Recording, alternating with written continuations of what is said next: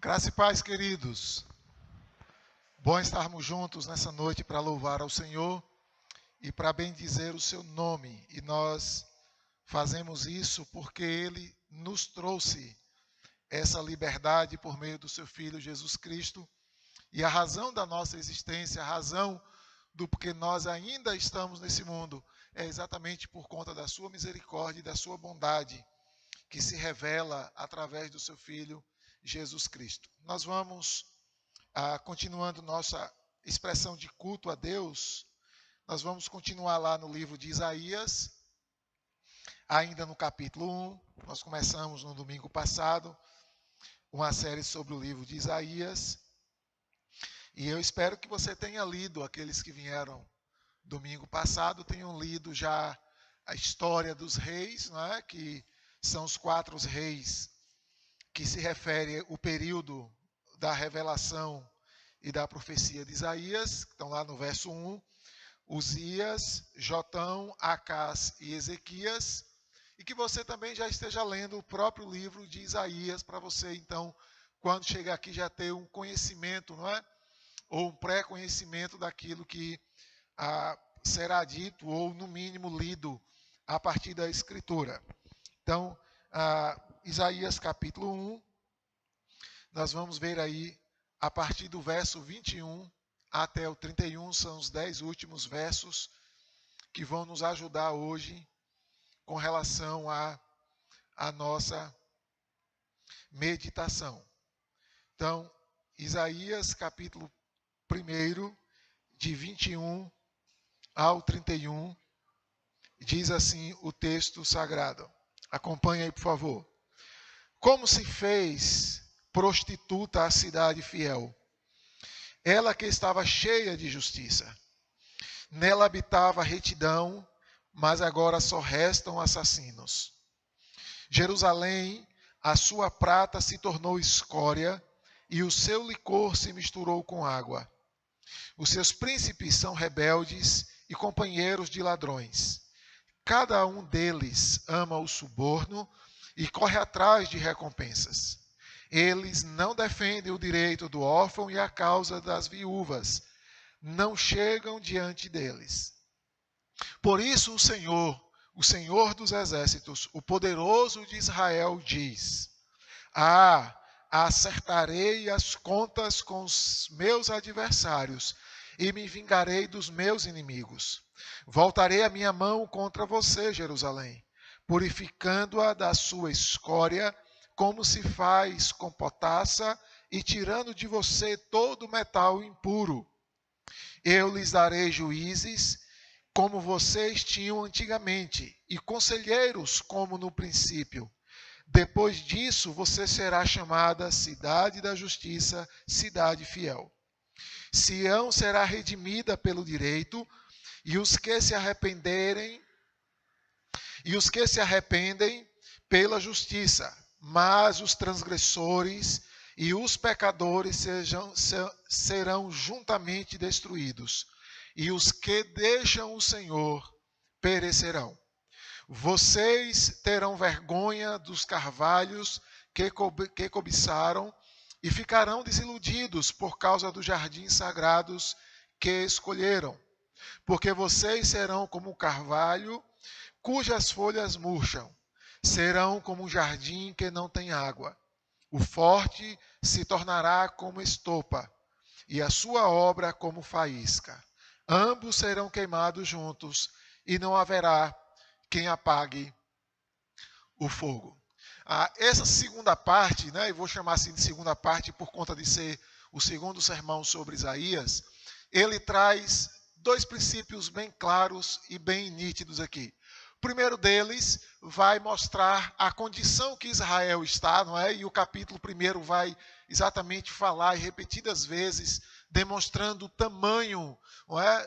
do pecado e da condição precária que o povo de Israel estava, que o povo de Deus estava, mas esse trecho também, a partir do verso 24, vai trazer também um entendimento do que a gente chama na teologia de escatologia, que é os acontecimentos, o estudo, o conhecimento das últimas coisas, dos últimos acontecimentos para a chegada da volta do Messias.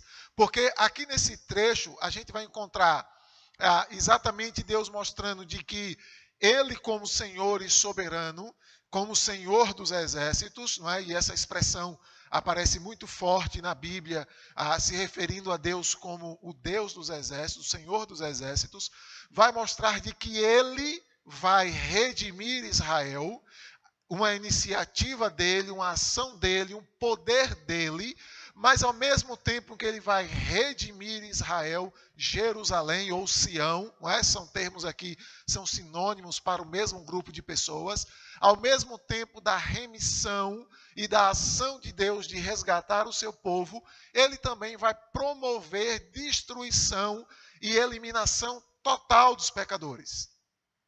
Não vai haver aqui um meio termo, aquele que pode tomar decisão por si próprio, que pode se auto-salvar ou se autoproclamar salvo, e não haverá aquele que poderá fugir da ira de Deus.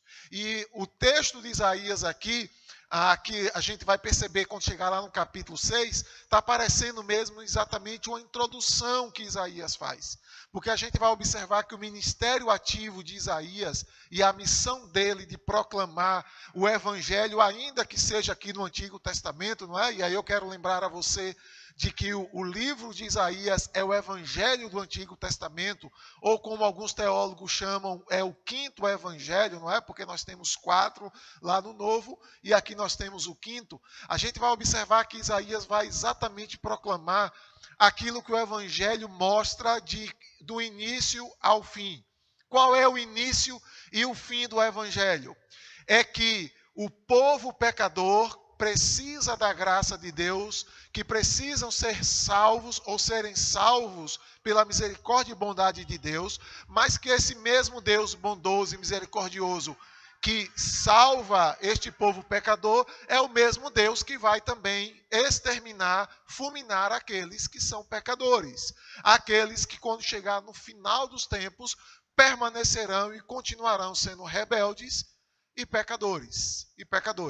Então, o texto de Isaías aqui no final do capítulo 1 está mostrando exatamente um resumo. Não é? E se você fizer, eu não vou fazer esse investimento para a gente, porque a gente iria precisar de muito tempo, mas se você ler cuidadosamente todo o livro de Isaías, você vai observar que o livro parece que está dividido aqui no capítulo 1, não é? De maneira mais resumida, de maneira mais condensada, não é? Aqui, o que representa o livro inteiro, principalmente a partir do capítulo 6. Porque você vai ver que, até onde nós já chegamos aqui, que é o verso 20, você vai ver que o livro vai apontar por 39 capítulos. 39 capítulos. Vai apontar um povo pecador, vai apontar a destruição de um povo, a ira de um Deus santo sobre um povo pecador, um povo de coração duro. A gente vai encontrar isso. E aí a gente poderia ver como resumo exatamente o que está do verso 2 ao verso 20. E a partir do capítulo 40, a gente vai encontrar então a profecia de Isaías apontando uma esperança, apontando uma restauração, uma redenção deste povo de Deus que até o capítulo 39, eram pecadores. E que precisavam ser remidos, que precisavam de um Senhor, de um Deus que os livrasse, que os salvasse da condenação do pecado. E o livro termina de Isaías exatamente apontando para o céu. O capítulo 65, 64, 65 e 66 apontam exatamente para a morada celestial, aonde Deus vai julgar os pecadores e condená-los, como a gente vê aqui na expressão, em um fogo que jamais poderão ser tirados desse fogo, jamais esse fogo vai cessar. Mas, ao mesmo tempo, a gente vai ver no livro de Isaías de que quando Deus restaurar o seu povo, eles vão morar num lugar de paz, tranquilidade. E tem descrições interessantes lá no capítulo 65, 66, que vai dizer assim, que agora o leão vai morar em paz, ou vai reinar em paz, junto com a cabra. junto com o animal, que a cobra não será mais peçonhenta. Uma linguagem da demonstração de uma restauração completa do mundo. Então, Isaías mostra aqui de que Deus reconhece a queda do homem, reconhece a situação e a condição de afastamento do povo, não é? Do seu povo. A gente vai ver isso do verso 21 até o verso 23. Observem que o texto diz assim: como se fez prostituta a cidade fiel. Ela estava, passado, cheia de justiça. Nela habitava a retidão, mas agora só restam assassinos. Assassinos. Jerusalém, a sua prata, ela se tornou uma escória, ou seja, ela não é mais um bem de riqueza, ela não é mais um bem de valor, mas ela é uma maldição na sua vida, ela é uma praga, ela é algo ruim para você. O seu licor, que era uma bebida muito utilizada naquela época, se misturou com água, ou seja, enfraqueceu, ficou ralo, perdeu o sabor, perdeu o efeito. Não é? E a gente sabe que bebida alcoólica ela tem e produz os seus efeitos. E ele diz então, não tem mais, ou não produz mais satisfação e efeito nenhum. Não é? É aguado. Verso 23, os seus príncipes, os seus líderes, eles são rebeldes. Eles agora são companheiros de ladrões. Não é? A gente chama aqui no Brasil isso de corrupção. Cada um deles ama o suborno. Eles não estão mais preocupados com o bem-estar do povo. Eles estão amando, interessados naquilo que pode dar lucro pessoal, que pode dar a satisfação pessoal. Eles correm atrás de recompensas, daquilo que eles podem ganhar. Não é aquilo que faz bem aos governados, é aquilo que faz bem a eles. Eles não defendem o direito do órfão, nem a causa das viúvas. E não chegam diante deles nenhuma dor de ninguém, nenhuma causa de ninguém. Para eles é motivo de dor, de aflição ou até mesmo de piedade. Então a cidade se tornou um lugar ou se tornaram um povo que, quando não é governo, quando não é líder, príncipe, é o povão, mas todos eles estão envolvidos em pecado, extremo pecado.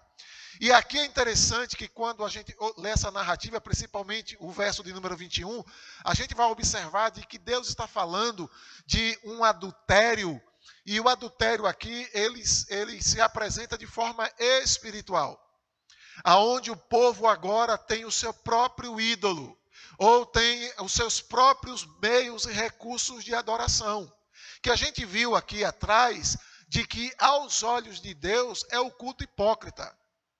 É a manifestação religiosa que é cheia de hipocrisia, que pode até ter beleza, que pode até ter essência ou aparência daquilo que é bom, mas os seus adoradores estão corrompidos na prática das suas mãos, nos atos do dia a dia. E o verso 21, então, demonstra de que espiritualmente Israel é uma amante de deuses, de ídolos, ou amante de si mesma, ou amante do próprio pecado. Mas ela não ama ao Senhor. Ela não tem mais ao Senhor como seu Deus, ou como seu único Deus, como deveria ser. E está na Bíblia desde o Gênesis, e ela vem rolando, e a gente conhece aí o decálogo, né, os 10 mandamentos, onde ele começa exatamente dizendo isso. Eu sou o Senhor teu Deus, não terás outros deuses, outros ídolos, outra preferência além de mim. É exclusividade para com Deus. E a gente vai encontrar essa narrativa, não é, de comparar ou de utilizar a ideia do adultério, da traição ou do julgo desigual dentro do relacionamento do casamento, relacionada com a nossa vida espiritual. A gente vai encontrar isso nos profetas. O profeta Oséias, por exemplo, escreve o seu livro, e a tônica do livro de Oséias é: Deus ama o seu povo, mas o seu povo deita e dorme com outros ídolos. Eles amam outros ídolos. E aí a gente vai ver a figura do profeta Oséias como símbolo, né, e representando a sua mensagem Deus diz a Oséias: vai e case com a mulher adúltera, com a mulher que já é da vida, com a mulher que se deita com muitos homens. E Oséias casa com esta mulher e o casamento não se mantém em fidelidade. A mulher de Oséias sai dormindo e se deitando com todo mundo de maneira escancarada, de maneira descarada mesmo. E Oséias sabe daquilo, e na intenção de Deus de escrever aquele texto, ele se permite, ele se deixa ser traído, consciente, todo mundo sabe, e Oséias permanece casado com a mulher adúltera. Então essa figura do adultério, não é, conjugal, ser uma figura do adultério espiritual, ela está bem apresentada na Escritura Sagrada. O próprio Isaías mais na frente vai fazer essa demonstração. A gente vai ver Jeremias dizendo a mesma coisa, Ezequiel dizendo a mesma coisa, Malaquias também diz a mesma coisa, porque aqui é uma figura de linguagem. Mostrando de que quando nós traímos a Deus, é como se nós também estivéssemos traindo o nosso cônjuge, como se nós estivéssemos traindo o nosso companheiro, a nossa companheira com quem estamos casados e dizemos sim, não é? No dia do nosso casamento. Então Deus diz assim para eles: vocês agora são prostitutas, são adúlteras e não têm nenhum relacionamento comigo. Nós estamos rompidos no nosso relacionamento. Por isso que o próprio Isaías 59 vai dizer que os nossos pecados, ele constrói uma muralha entre nós e Deus, e o acesso, então, é interrompido. Então, aqui já no livro, Deus já deixa claro de que Israel está por sofrer as consequências dessa traição. E aí é importante a gente já lembrar aqui de que toda traição, não importa em que grau ela aconteça, ela sempre traz consequências. Não é?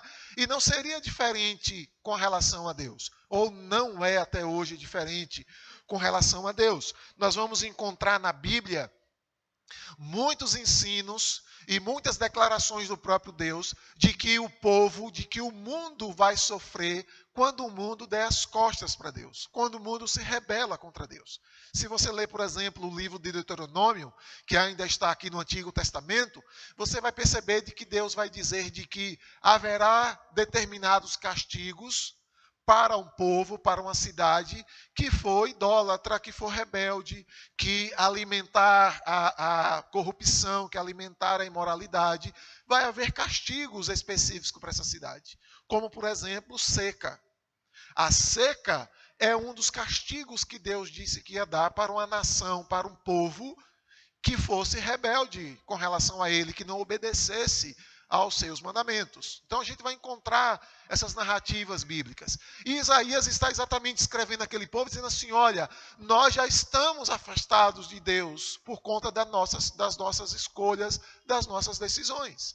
Deus agora nos trata como alguém que é traidor, como alguém que rompeu com o laço da fidelidade em um matrimônio. E isso era muito fácil daquele povo entender. Não é? O povo de Israel reconhecia o valor da relação matrimonial. Não é? Ela valorizava isso de forma bem rígida nessa questão da relação conjugal. Então eles tinham conhecimento e eles precisavam de um modelo, de um exemplo natural da vida para que isso fosse comparado com relação a Deus. Então a cidade de Jerusalém perde toda a sua glória. Diante de Deus, ela passa a ser uma cidade pecadora, e a gente viu aqui ainda anteriormente no capítulo 1, que Deus chega até a compará-la com Sodoma e Gomorra, não é? Que segundo os relatos bíblicos, eram as das cidades mais pervertidas em todos os sentidos na Bíblia. E aí Deus vai chamá-los e vai dizer de que os príncipes de Sodoma, os moradores de Gomorra, não é? Fazendo uma ironia em relação a eles. Então, a gente encontra essa declaração e reconhecimento de Deus. Então, aquele povo estava diante de Deus e pela boca de Deus, sendo declarados rejeitados por Deus. Tá? O verso 24 até o verso 26, a gente vai encontrar, então, de que Deus se autodeclara, e aqui é bem interessante a gente observar isso, não é? Deus se autodeclara o Senhor, mas não só o Senhor, mas o Senhor dos exércitos, o poderoso de Israel. E essas declarações, não é, se a gente for ler aqui literalmente no português, são 3 declarações. Diz o Senhor dos exércitos, o poderoso de Israel. São 3 expressões. E essas 3 expressões, elas praticamente querem dizer a mesma coisa. Porque o sentido aqui é de Deus mostrar, e a narrativa seguinte a gente vai ver, de Deus dizer o seguinte: olha, vocês podem até ter pecado, mas o pecado de vocês não é mais forte, não é mais poderoso, não é maior do que a minha grandeza, pessoal. Então diz o Senhor dos exércitos, e aí o Senhor dos exércitos já nos leva à ideia de guerra, de batalha, de luta, não é? E a Bíblia vai dizer várias vezes que Deus é o Senhor da guerra, não é? Vai se expressar a Ele nesse sentido, e que Ele é o poderoso de Israel. E aqui é interessante porque parece ser um contraste com quem Jerusalém é, porque Jerusalém era uma cidade gloriosa, era uma cidade que era bela, rica, bonita, não é? Majestosa. A gente pode lembrar aqui só do templo que Salomão construiu lá. Não é? Isaías vem profetizar depois da construção daquele templo. Não é? Inclusive, Isaías esteve presente nos momentos em que o povo de Israel e de Judá foram invadidos pelos assírios e foram levados cativos, não é? Para várias regiões, inclusive para a Babilônia. Então, a gente vai ver que Isaías estava nesse período também da sua vida. Então, quando Isaías profetiza aqui, Jerusalém, a nível de cidade, a nível de governo, era uma cidade maravilhosa. Era uma cidade gloriosa e esplêndida. Era uma cidade que provocava inveja na sua beleza, na sua riqueza, a todas as cidades daquela época. E agora Deus então diz assim: olha, vocês podem até ser a cidade mais bela, mais chique, mas o Todo-Poderoso do meio do povo sou eu. Não é você não. Sou eu. E por que Deus, então, faz com que Israel reconheça ou ouça dizer de que Ele é o Senhor dos exércitos e Ele é o poderoso de Israel? Porque aqui agora Deus vai dizer àquele povo o seguinte: vocês pecaram, de fato, quebraram a aliança comigo, mas eu quero dizer a vocês que eu vou dar fim na condição de pecado de vocês. Olha o texto na sequência aí. O que é que então o Senhor dos exércitos e o poderoso de Israel diz? Acertarei as contas com os meus adversários e me vingarei dos meus inimigos. Voltarei a minha mão contra você, Jerusalém, purificando-a da sua escória. Lembra lá atrás? A sua prata se tornou escória. Como se faz com potassa, e tirando de você todo o metal impuro. O que Deus então se propõe a fazer com a sua declaração de majestade, de senhorio e de poder absoluto? Ele diz: cedo ou tarde, eu vou recuperar você para mim. Cedo ou tarde, eu vou consertar você. Cedo ou tarde, aqueles inimigos, e aqui é uma profecia exatamente da Síria, que estava crescendo, e a Síria desde sempre foi inimiga de Israel, e Deus usa a Síria para castigar Israel também, a gente vai ver isso mais na frente. Deus já estava profetizando e dizendo: os seus inimigos vão te invadir, vão te destruir, vão te acabar, vão saquear Jerusalém. Mas não se preocupa com os inimigos. Eu sou o Senhor da guerra. Eu sou o Senhor dos exércitos. E eu mesmo vou os destruí-los. Eu mesmo vou acabar com eles. A gente vai ver que isso se repete na Bíblia, não é? E aí é importante a gente sempre se lembrar. Ninguém é mais poderoso do que Deus.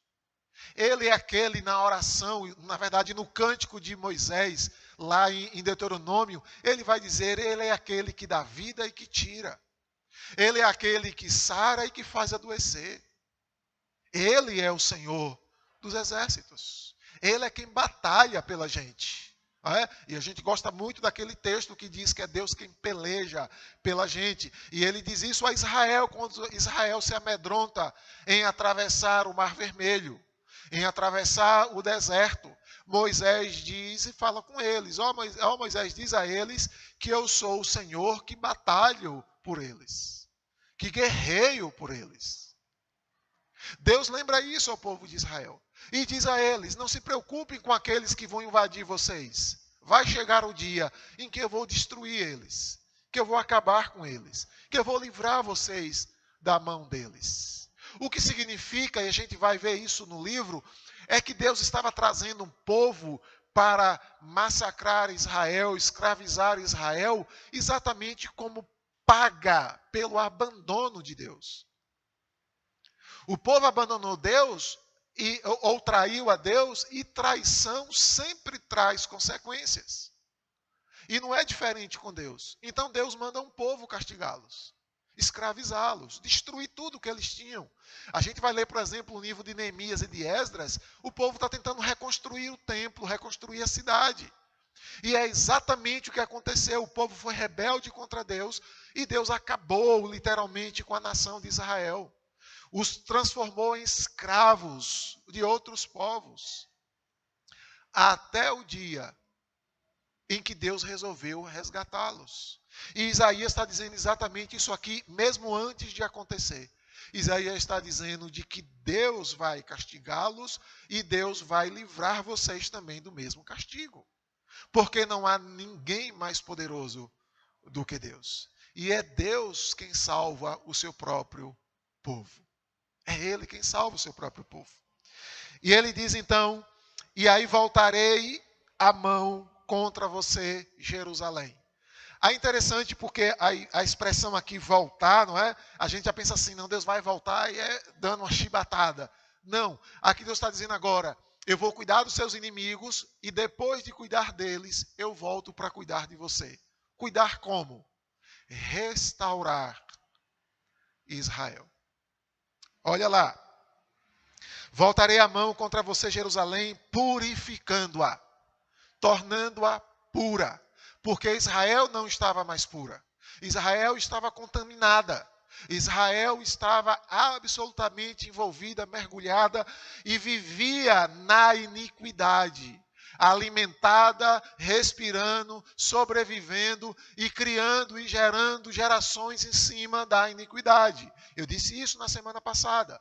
O texto, no capítulo 1 aí, é bem claro a expressão de que ele estava mergulhada na iniquidade, vivia no culto ou na prática hipócrita do culto, e não havia nada de bom, nada de santo entre o povo de Israel. Todo mundo havia se desviado, todo mundo havia perdido a noção da fidelidade a Deus. Todo mundo havia mergulhado no pecado e nos seus desejos carnais. E agora Deus diz: eu vou purificar vocês. Eu vou limpar vocês. E como eu vou limpar? Eu vou limpar vocês da sua escória, da sua vergonha. Da sua vergonha. E aqui tem um ponto interessante, em que, na verdade, o mundo não consegue entender muito bem isso, não é? Como pode alguém que faz tanta miséria, que comete tanto pecado, que faz tantas coisas erradas, e de repente, da noite para o dia, ela agora diz que é crente e quer ser santo, quer dar lição de moral em todo mundo, ou quer consertar o mundo inteiro? É exatamente porque as pessoas não conhecem ou não reconhecem o poder restaurador que há em Deus, que está sobre a mão de Deus, que para nós está revelada em seu Filho Jesus Cristo. O mundo não pode conhecer esse poder restaurador de Deus. Ele não conhece, não consegue reconhecer isso. Mas a igreja e o seu povo precisa reconhecer. Primeiro porque experimenta. Se experimenta, ela sabe de que o que acontece com ela, com o poder transformador, purificador, acontece com outra pessoa. Que a santidade é uma luta e a batalha contra o pecado, ela faz parte da vida de todo mundo, diariamente, diuturnamente. Nós estamos sempre lutando contra o nosso pecado. Não há ninguém santo. Não há ninguém que não peque. Não há um sequer, diz a Escritura Sagrada. Mesmo que seja alguém que agora está redimido. Está redimido. Então Deus diz àquele povo: eu vou purificar vocês, eu vou limpar vocês, como se faz com a potassa, que era um tipo de mineral, e a potassa, assim como o ouro, ela era limpada, ela era purificada através do fogo, e isso então, ela então produzia, e derretia, e você então conseguia limpar as impurezas que vinham de lá. E aí Deus então diz: e tirando de você todo metal impuro. Tudo aquilo que parece valioso, que é de uma certa forma peso, não é? Porque o metal ele tem o seu peso, ele tem o seu valor. Eu vou tirar de vocês aquilo que não presta, que até parece valer, mas não presta, não serve para nada. Eu vou limpar vocês do mesmo jeito que se trata o metal. Vou limpar vocês. E aí o verso 26 diz então: e como eu vou fazer isso? Olha que interessante. Como eu vou fazer isso? Primeiro eu vou colocar entre vocês juízes. Os juízes vão fazer o quê? Vão dizer a vocês o que é errado, vai condenar vocês pelo que é errado. E a gente viu isso na história. O livro de Juízes, que tem esse nome, Deus chama juízes para restaurar, consertar e alinhar o povo de Israel. O povo vivia e cada um fazia aquilo que bem entendia. Essas expressões no livro de Juízes vão aparecer várias vezes. E quando o povo então errava, Deus então mandava um juiz. E aquele juiz então chamava o povo e dizia assim: olha, não faz mais isso, não pode mais aquilo outro, que eram os mandamentos e princípios do Senhor. E aí aquele juiz passava, terminava ali, muito provavelmente, o seu mandato, e o povo então ficava sem juiz, e de novo o povo fazia tudo aquilo que eles desejavam. E caíam em pecado. Porque quem está solto, quem não tem disciplina, quem não tem limites, quem não tem regras, naturalmente só cai no pecado. Só entra no pecado. Não tem jeito. Você pode ver para as nossas crianças.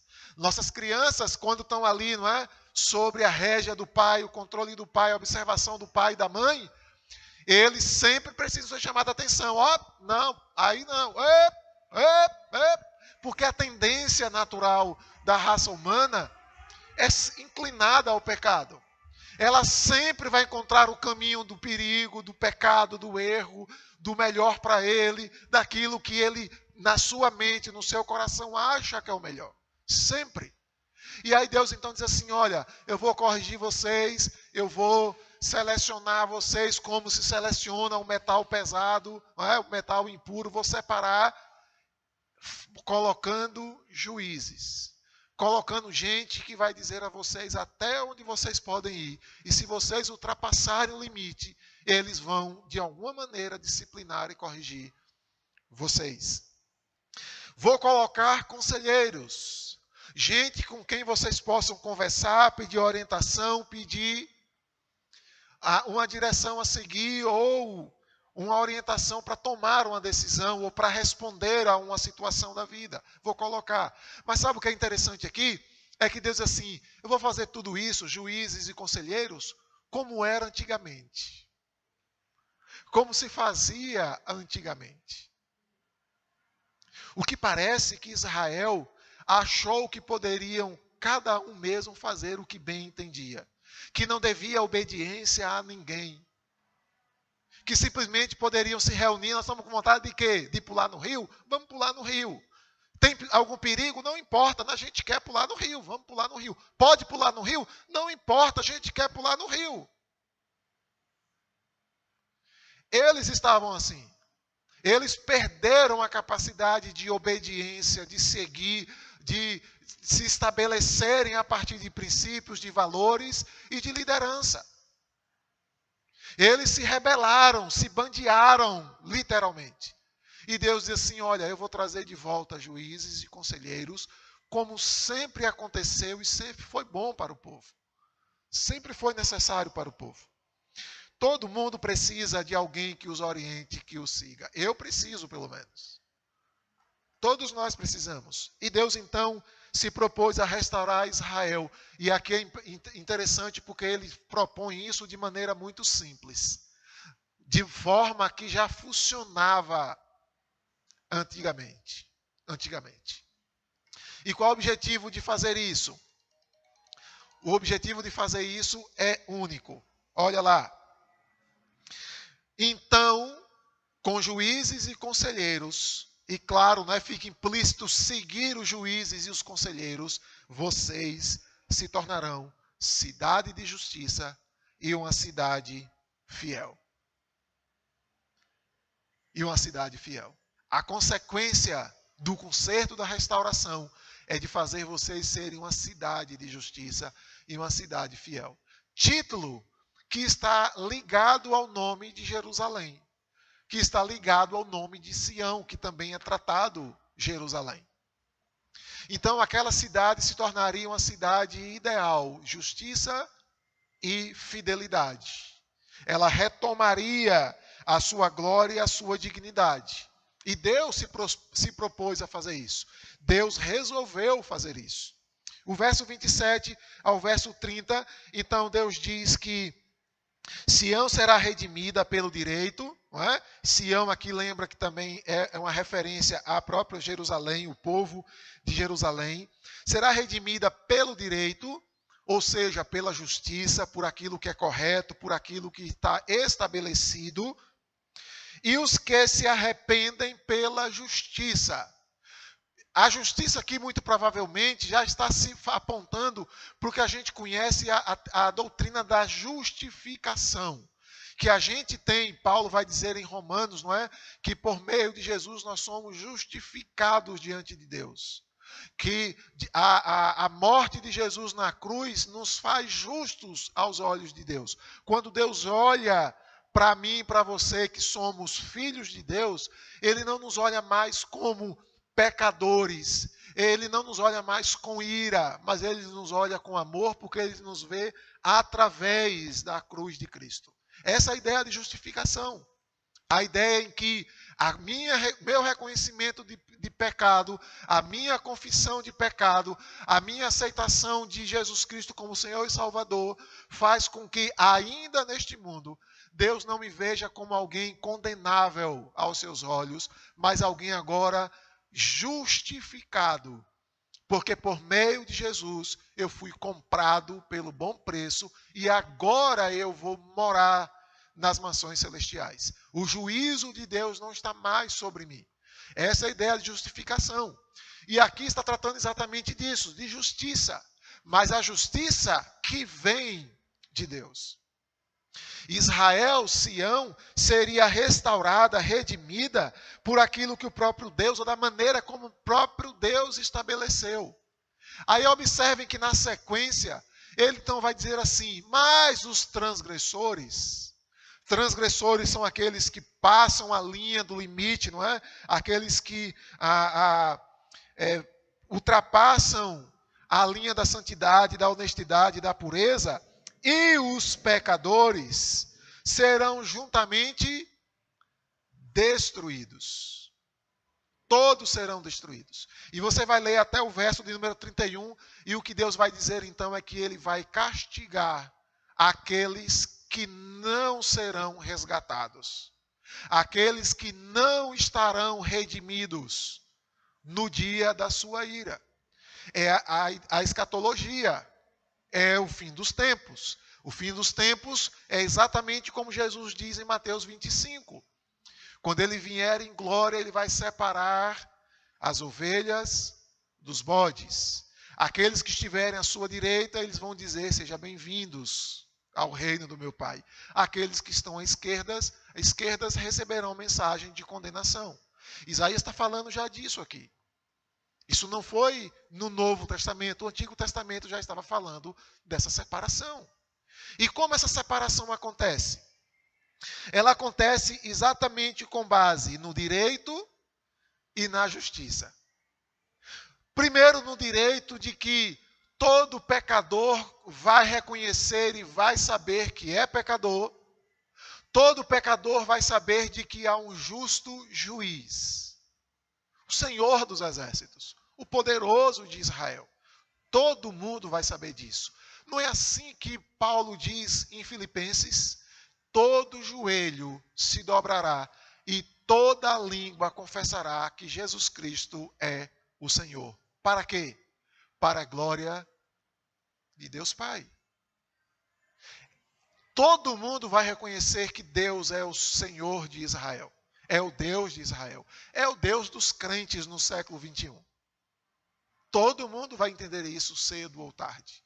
É o direito.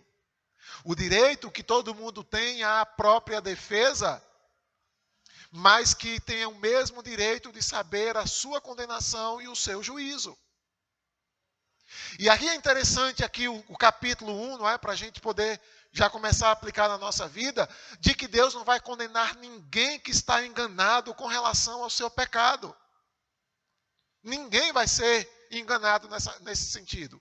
O próprio texto de Romanos vai chegar a dizer de que ninguém vai, por ignorância ou por falta de conhecimento, ser levado ao juízo.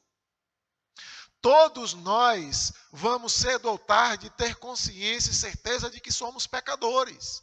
E não precisamos nem abrir a boca para isso.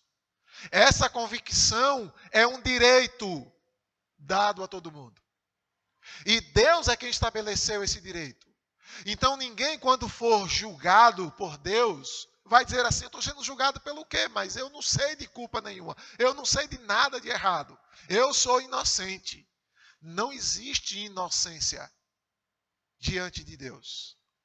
Porque todo mundo, ou a todo mundo, está dado o direito de reconhecer e de entender de que o que faz é pecado.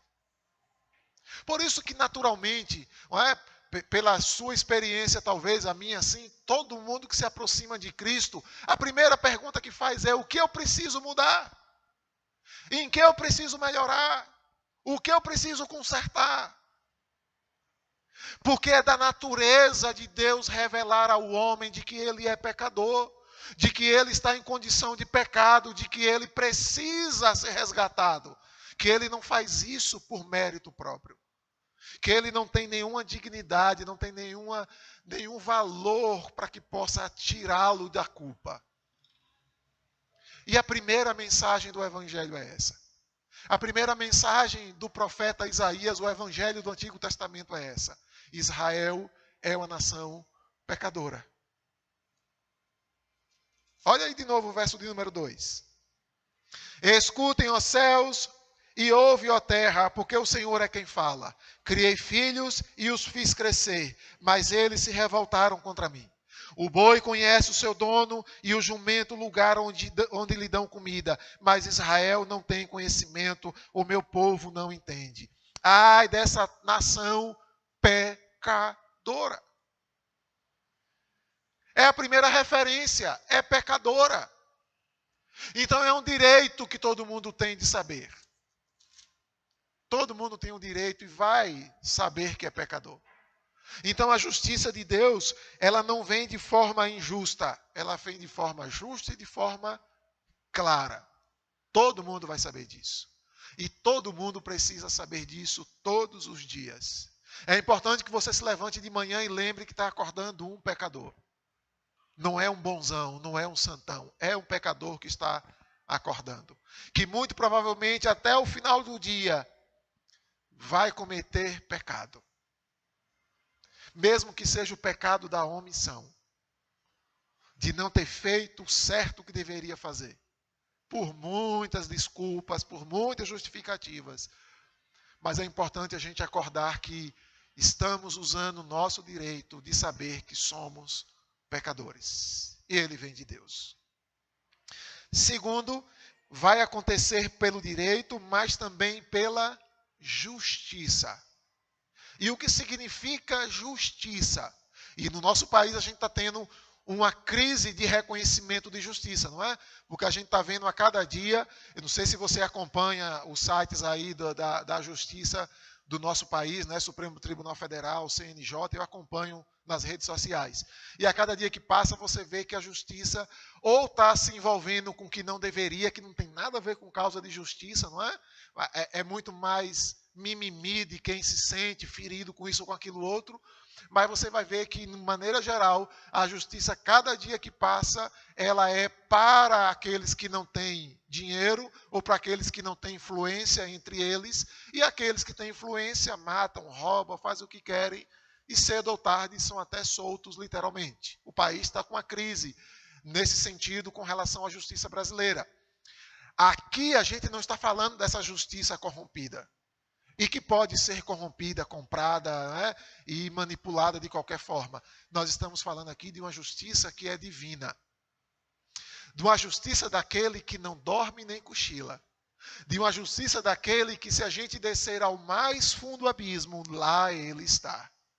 E se a gente subir ao mais altos céus, lá ele está também. Se a gente se deitar na cama, ele lá está também. Todos os passos, todos os intentos do coração, todas as intenções da nossa alma, todos os nossos pensamentos, até as nossas palavras antes de sair a boca, ele já conhece tudo. Absolutamente tudo. É dessa justiça que nós estamos falando. A justiça de um Deus que não se oculta e ninguém pode se ocultar dele. Não se pode se ocultar. A gente diz que Deus é onipresente. Ele está presente em todos os lugares. Todos os lugares. Ele está presente no inferno, ele está presente no céu, ele está presente num culto como este, ele está presente num prostíbulo, no mesmo instante, no mesmo momento. Ninguém está fazendo nada escondido. Não estamos falando de uma justiça que pode ser enganada com dízimo, com dinheiro, que pode ser enganada por título de pastor, de liderança, daquilo outro, que não pode ser enganado pela música, que não pode ser enganado por atos religiosos. É um Deus que exerce justiça de maneira equitária. O que significa isso? Está lá nos Salmos essa expressão de equidade, de forma transparente e de forma igual a todos. Por isso que a Bíblia vai dizer, dentro da estrutura da condenação, que o mentiroso, o assassino, o adúltero, o idólatra e o avarento, vai tudo para o lago de fogo. Ele não faz uma justiça parcial, que tem pecados mais graves, piores, então quem vive nesse pecado vai ser condenado, quem vive nesse não. A gente dá uma ajeitadinha porque ele é pequenininho. Na mente de Deus, mentiroso, idólatra, adúltero, avarento, vai tudo para o mesmo lugar. É justiça. A justiça de forma equalitária. Vale para todo mundo o mesmo princípio. Essa justiça é exatamente a justiça que foi comprada, que foi paga, na verdade, que foi conquistada e que ainda é válida no seu Filho Jesus Cristo, lá na cruz do Calvário, cerca de 2020 anos atrás. É a justiça. Por isso que eu volto a repetir Romanos. É por meio de Jesus Cristo que nós somos justificados diante de Deus. Que ainda que a gente esteja num mundo de pecado, seduzido, tentado pelo pecado dia após dia, que a nossa luta é contra o pecado todos os dias. Quando nós reconhecemos pelo direito de que nós somos pecadores, somos resgatados e redimidos pelo sangue de Jesus, nós experimentamos uma justiça divina, aonde nós somos tirados das trevas e transportados para o reino do seu amor. A ira de Deus que agora estava sobre nós, ela é apaziguada, ela é agora retirada. A culpa que nos condenava para a eternidade foi paga por Jesus na cruz. E ela vem pelo direito de conhecer o pecado, pelo direito de conhecer a condenação ou a consequência do pecado, mas vem pela justiça de Cristo que nos resgata, que nos tira do juízo. A expressão aqui, ela é de fato, e está dentro do conceito jurídico. Porque Deus não trata as pessoas de forma aleatória. Ele estabeleceu um padrão. Ele estabeleceu um princípio. Por isso que aqui o capítulo 1 de Isaías, ele vem exatamente intercalado, falando do pecado do povo e da bondade de Deus, da condição de pecado do povo e do resgate que Deus faz, da situação de pecadores e do juízo de Deus sobre o pecado. Deus não quer e não engana ninguém. Ele é bem claro com as pessoas.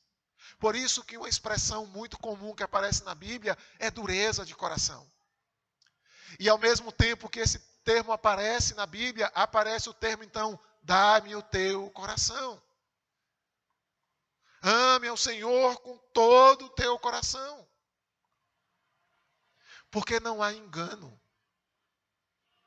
Não há engano para quem vai sofrer juízo e não há engano para quem vai receber o livramento, para quem vai ser salvo. Não há engano. Deus executa o direito, mas Ele também executa a justiça através do seu Filho por todos nós. Por isso que Paulo diz em Romanos, de que quando ele queria pecar, o mandamento dizia, não pode pecar. E quando o mandamento dizia assim, não pode pecar, o seu coração dizia, eu quero pecar.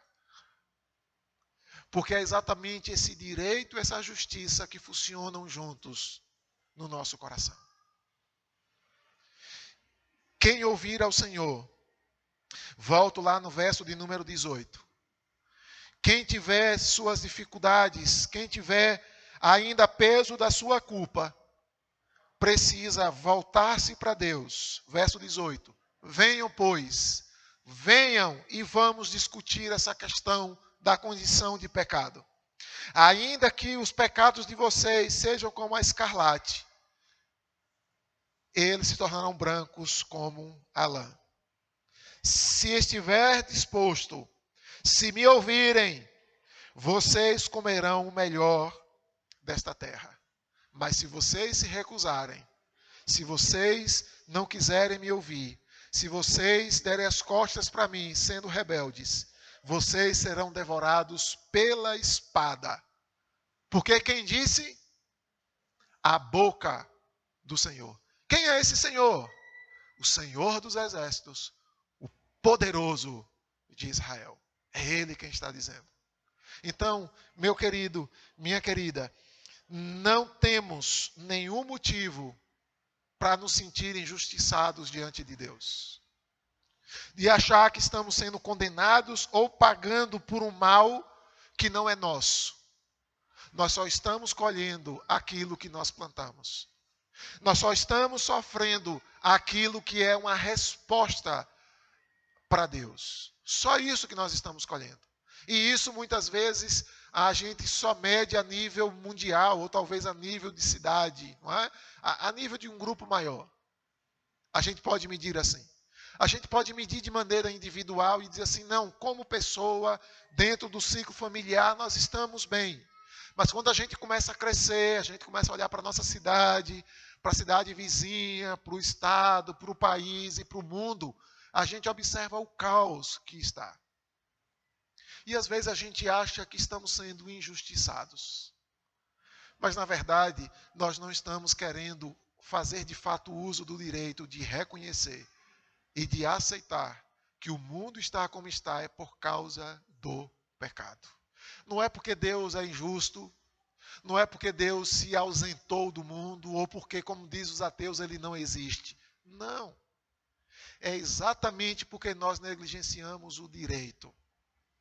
O capítulo 5, verso 20, nós vamos chegar lá, mas o capítulo 5, verso 20 vai dizer de que o mundo começou a negar o direito. Começou a se negar a fazer justiça. De que a justiça se corrompeu e começou a cometer injustiças no lugar da justiça. E o nosso mundo está assim. E não é um problema só do judiciário, não é? Como eu disse aqui, que eles estão mal na fita aí. Mas isso é também da humanidade, isso também é daquele que às vezes nem tem acesso à rede social. Ele também é pecador e contribui com o mal de uma nação inteira com o seu pecado. Então ninguém está sendo enganado e ausente, mas o convite do Senhor, ele permanece. Ele permanece. Venham conversar comigo. Vamos conversar sobre essa questão. Sobre essa questão. Porque alguns serão resgatados. Eu vou voltar e vou resgatar. Mas outros que vão permanecer na transgressão e no pecado serão destruídos. Verso 31. O forte se tornará como estopa, e a sua obra como faísca. Ambos serão queimados juntos, e não haverá quem apague o fogo. Ninguém pode te tirar da mão de Deus, a não ser Ele mesmo. Ninguém pode te redimir, a não ser Ele mesmo. Ninguém pode te justificar, a não ser Ele mesmo. E como essa justificação então se dá? Conversando com Deus, reconhecendo o pecado, pedindo perdão pelo pecado, clamando pela misericórdia dele por meio do seu Filho. E aí então, a justiça de Deus tirará você da condenação do pecado. Senão, essa mesma justiça te condenará ao fogo eterno, do qual ninguém vai poder te livrar. Feche os teus olhos. Reflita por um instante que seja o quanto de pecado você tem cometido. O quanto de negligência você tem cometido. Quantas vezes você tem se esquecido ou até mesmo se negado a reconhecer o seu erro, o seu pecado, a reconhecer que os seus pensamentos, que as suas intenções, que o seu coração está sempre inclinado ao mal. Quantas vezes você pode se aperceber de que está faltando o reconhecimento, está faltando a busca da justiça de Deus, que é a confissão de pecados, que é o reconhecimento de que em Cristo nós somos purificados, santificados, resgatados de uma vida de pecado. Quantas vezes nós nos esquecemos de que fechar a porta do quarto, do banheiro, ou a reunião secreta, ou a sós, estamos livres de qualquer juízo. Quantas vezes nós achamos que podemos de fato nos esconder com o nosso erro, com o nosso pecado, porque fulano não viu, porque o marido, a esposa, o pai, o filho, porque a própria justiça, a polícia não viu, então nós estamos bem. E nós nos esquecemos do Todo-Poderoso, do Onipresente, que está nos vendo. E que esse mesmo é quem vai nos trazer juízo cedo ou tarde, seja pela mão do juiz, ou seja nos ajudando pelo conselheiro, ou lá no final dos tempos, com o juízo, com o peso da sua mão, da ira da sua mão. Por isso eu quero convidar a você nessa noite a tomar consciência da sua condição de pecador, mas também se sentir livre, chamado para confessar o seu pecado a Deus. E se sair daqui dessa noite branco como a lã, purificado pelo sangue de Jesus.